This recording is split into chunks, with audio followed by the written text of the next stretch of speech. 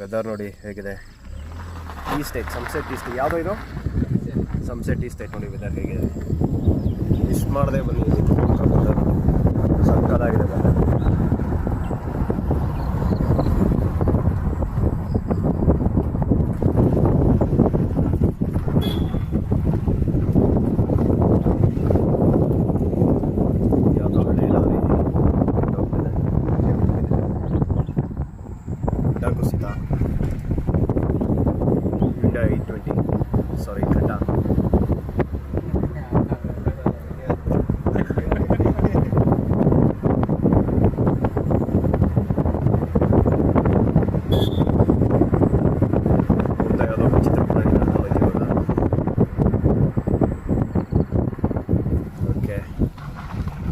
Back to nature.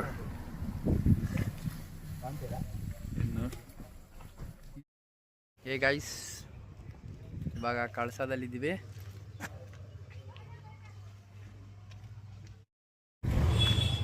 ಈಗ just ನಾವು ಕಳಸಾಗಿ reach ಆಗಿದ್ದೀವಿ. ವೆದರ್ ನೋಡ್ತಾ ಇದ್ದಾರೆ ಯಾವ ಥರ ಇದೆ. ಫುಲ್ಲಿ ಫಾಗ್, ಮೋಡ ಕವಿತ ವಾತಾವರಣ ಹೇಗಿದೆ.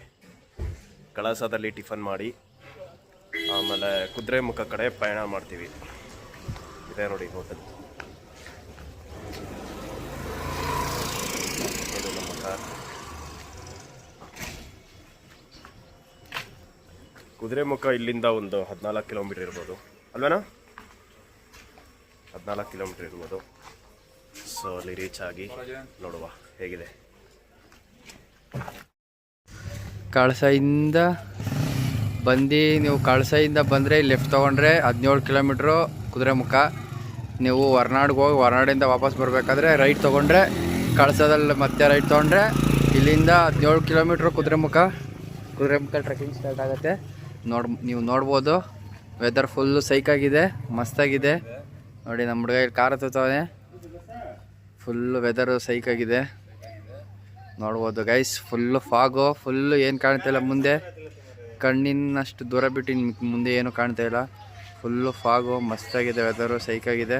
ಬನ್ನಿ ಇವಾಗ ಟ್ರೆಕ್ಕಿಂಗ್ ಅಲ್ಲ, ಇವಾಗ ಫಸ್ಟು ಕುದುರೆಮುಖ ರೀಚ್ ಆಗೋಣ, ಆಮೇಲಿಂದ ಟ್ರೆಕ್ಕಿಂಗ್ ಸ್ಟಾರ್ಟ್ ಮಾಡೋಣ. Okay guys, see you. Kalasa ಹೋಟೆಲ್ನಲ್ಲಿ ತಿಂಡಿ ತಿಂತಾ ಇದ್ದೀವಿ.